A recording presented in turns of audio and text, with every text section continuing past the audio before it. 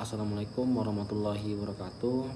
Perkenalkan, nama saya Angga Febriano dari Fakultas Sains dan Teknologi dari Prodi Agribisnis di UPBJJ Pontianak dengan NIM 057903-057. Di sini saya akan menjawab beberapa pertanyaan tugas 3 yang ada pada sesi 7 ini.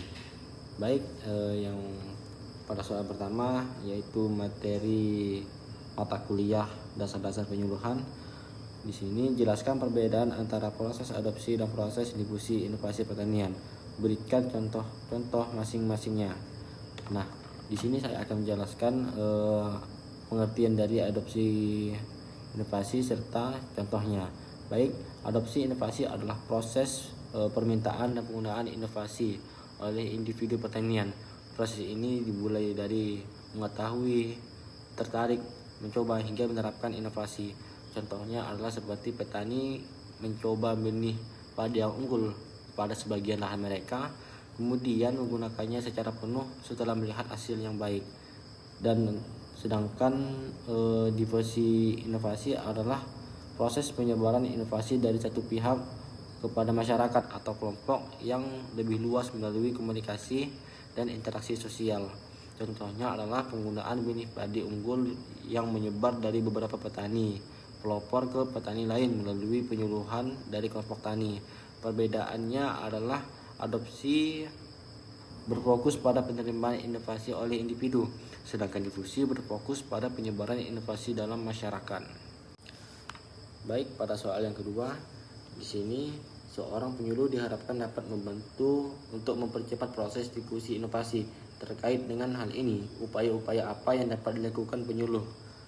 Dan baik, di sini saya akan menyebutkan beberapa upaya penyuluh untuk mempercepat difusi inovasi. Yang pertama adalah memberikan informasi yang jelas dan mudah dipahami. Yang kedua, membuat demonstrasi atau lahan percontohan. Yang ketiga, melibatkan petani sebagai pelopor contoh. Yang keempat, mengadakan pelatihan dan pendampingan.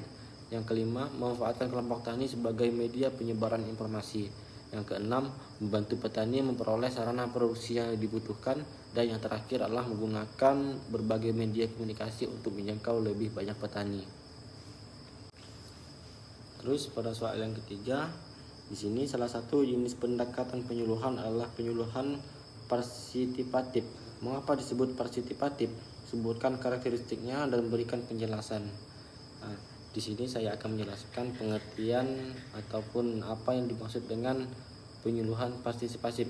Disebut partisipasif karena petani terlibat aktif dalam perencanaan, pelaksanaan, hingga evaluasi kegiatan penyuluhan. Karakteristiknya terdiri dari petani sebagai subjek bukan objek. Terus yang kedua, komunikasi berlangsung dua arah. Yang ketiga, berorientasi pada kebutuhan petani. Yang keempat, mengutamakan kerjasama kelompok. Yang kelima, mendorong kemandirian petani.